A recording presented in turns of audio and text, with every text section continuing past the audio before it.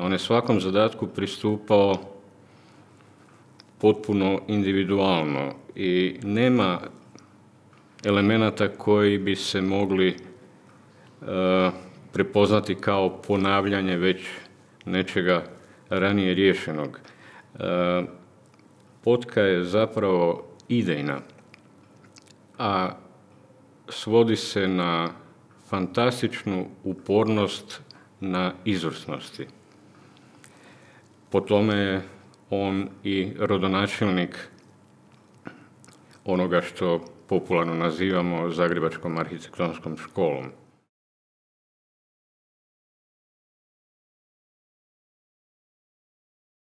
Život ga uopće nije štedio kroz tih jedva 50 godina. Rođen je u skromnoj sredini, rano je ostao bez roditelja. Rođen je inače u Ločkoj Vasi, odnosno Ločkoj Vesi točnije. To je malo naselje blizu Rogatica. Ono je danas uklopljeno unutar jezgre Rogaške Slatine. Kako je rano ostao bez roditelja, onda ga je sebi primio stric koji je bio uspješan građevni poduzetnik u Grazu, omogućio mu da se školuje na obrtnoj školi u Grazu, da bi nakon stanovite prakse u Grazu došao u Zagreb da potjebim staru poštapalicu trbuhom za kruhom i tu našao zaposlenje u ateljejima Kuna Weidmana i Đure Karnelutija, pa njihovom preporukom zaposlenje kod Hermana Bollea. Bolle je vidio golemi talent, veliki senzibilitet mladog Kovačića i uputio ga je na studij u Beč, na Akademiju lijepih umjetnosti, gdje se Kovačić opredijelio studirati kod perjanice tada moderne arhitekture, Ota Wagnera, gdje je i diplomirao i gdje je zapravo stekao sva znanja potrebna za daljnji rad.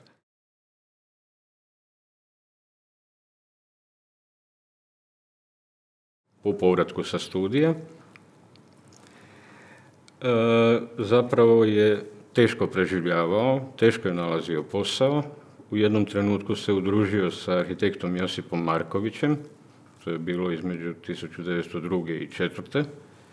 To je onaj famozni arhitekt Marković, otac čuvene Dore Maar Picassove. U jednom trenutku je Marković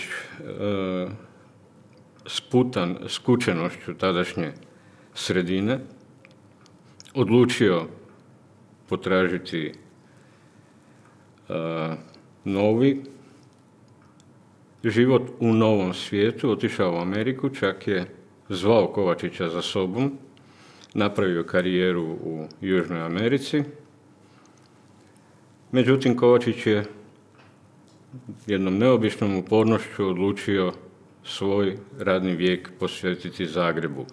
Moglo bi se upravo reći da je bio oženjen za arhitekturu. Tek pod kraj života se oženio Terezijom Arhanić, koja je ljubomorno sačuvala svu njegovu ostavštinu, do u detalje očuvan životni stambeni prostor u Masarikovoj, koji je darovala gradu Zagrebu i to je danas sastavni dio muzeja grada Zagreba, otvoren javnosti.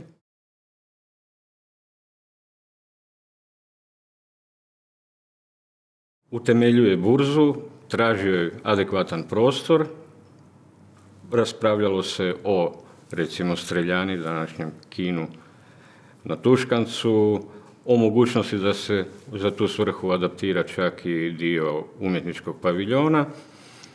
Privremeni smještaj je nađen u Jurišićevoj 1 u kući Elza Fluid, pa potom u poslovnoj zgradi veledrogerije Izis u Hacovoj.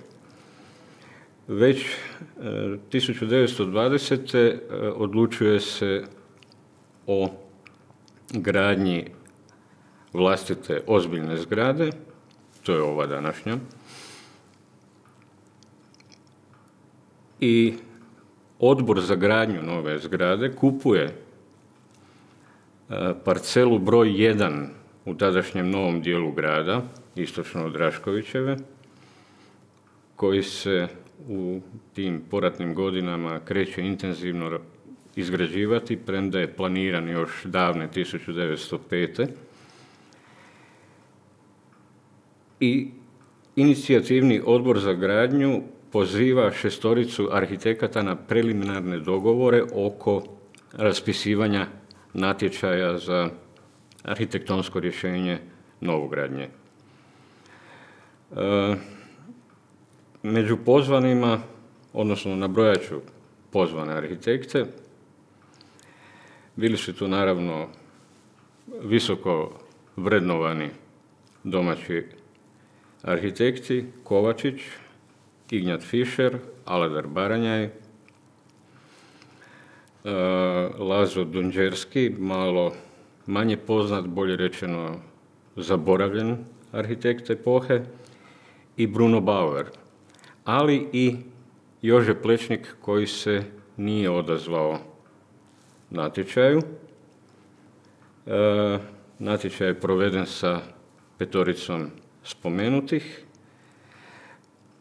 U žiriju je glavnu strukovnu riječ vodio vrlo poznati berlinski stručnjak, arhitekt Hermann Muthesius, koji je ocijenio najuspješnijim rješenjima 2 rada, Kovačićev i Fišerov.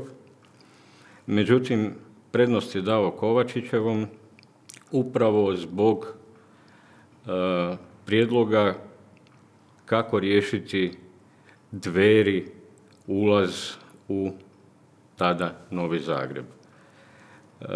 Što je Kovačić učinio? Riješio je taj dijagonalni pristup u novi dio grada 2 zgradama gotovo pa blizancima, pri čemu je lijeva, istočna, bila zgrada burze, a desna neka buduća neimenovana gradnja koja je trebala na adekvatni način svojom impostacijom, svojom kompozicijom učiniti taj ulaz u novi dio grada adekvatno monumentalnim.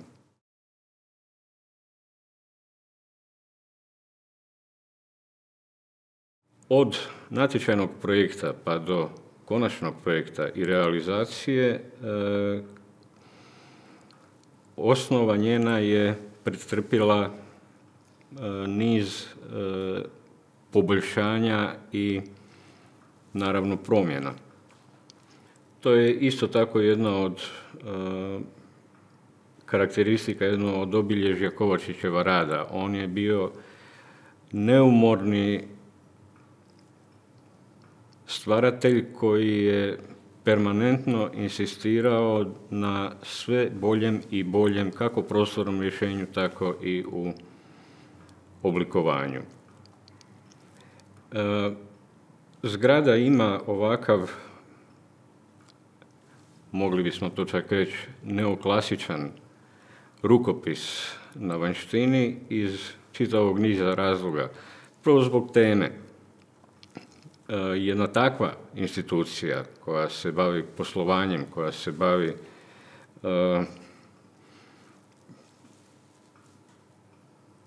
čitavim nizom aktivnosti koje nisu samo novčarske, naravno da mora imati monumentalni izraz. Pri tome je presudno korištenje klasičnih oblikovnih elemenata. Međutim, s druge strane, kuća je i po svojoj prostornoj organizaciji, i po svojim konstruktivnim elementima, i po načinu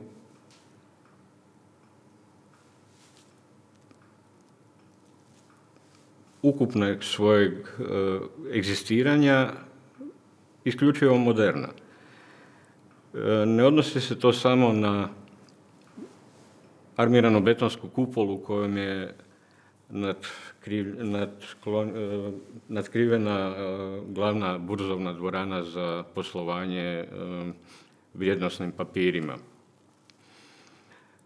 To se odnosi i na čitav niz malih, ali krajnje suvremenih elemenata koji su u kući ugrađeni, od dizala do sustava električnih satova, zračenja, ventiliranja itd. itd.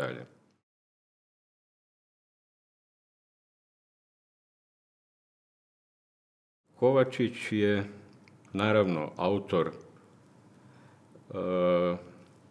njenog prostornog rješenja, autor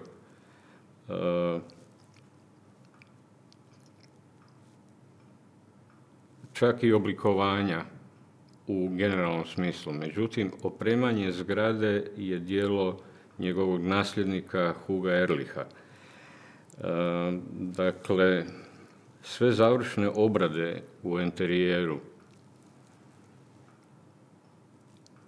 Kovačić je preminuo u trenutku kad je zgrada bila pred glihom.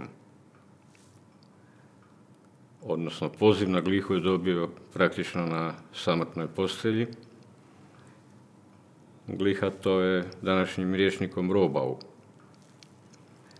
Neke smjernice kako dalje sa zgradom je njegovom nasljedniku Hugu Ehrlichu prenio Kovačićev bliski suradnik na gradnji ove zgrade, arhitekt Alfred Albini, ali puno toga je Ehrlich morao rješavati sam.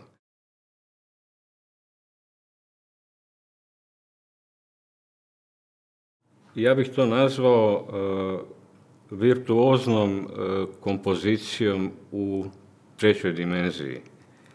Kad gledate glavni presjek zgrade, kad vidite manipulaciju sa visinama, razinama, nivoima, etažama, tu vještinu, a s druge strane tu briljantnu čistoću prostornog rješenja, to je zgrada koja je pa gotovo nenadmašena do dana današnjeg.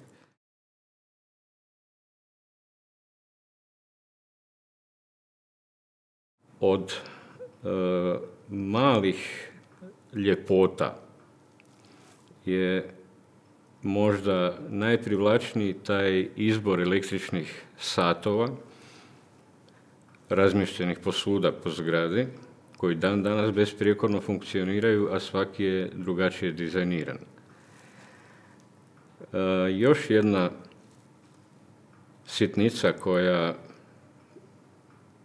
je za profesionalca iznimno atraktivna je središnji dio poda glavne burzovne dvorane. On je izveden ugradnjom takozvanih Luxfer prizmi, dakle staklenih elemenata u tankim betonskim okvirima, čiji je zadatak bio pripustiti dnevno svjetlo ili koliko toliko svjetla u prostor, to je današnji trezor, u prostor nekadašnjeg gremija, dakle prostor gdje su se mudre glave uprave burzovne sastajale i donosile krucijalne odluke o poslovanju. Još jedan detalj kojeg pamtim zapravo od pradavne 1955. kad sam stjecajem slučaja bio u prilici ući u zgradu, a što mi se trajno usjeklo u pamćenje su rotaciona vrata na ulazu. To je krajnje suvremen, dan danas aktuelan, naravno u drugom materijalu i drugčijoj tehnološkoj izvedbi, ali još uvijek jedan više nego popularan i vrijedan građevinsko-obrtnički element. Nadalje, ne treba smetnuti s uma taj modernitet koji je vidljiv i na samom pročelju, a riječ je o famoznim takozvanim Nikolaus patent prozorima sa horizontalnim otvaranjem, odnosno sa podizanjem krila vodilicama, koji su na ovoj zgradi toliko kvalitetno izvedeni da dan danas besprijekorno funkcioniraju, potpuno je sačuvan sav pripadajući okov, potpuno je sačuvana sva oprema tih prozora, a to je gotovo pa zaštitni znak jedne kasnije epohe.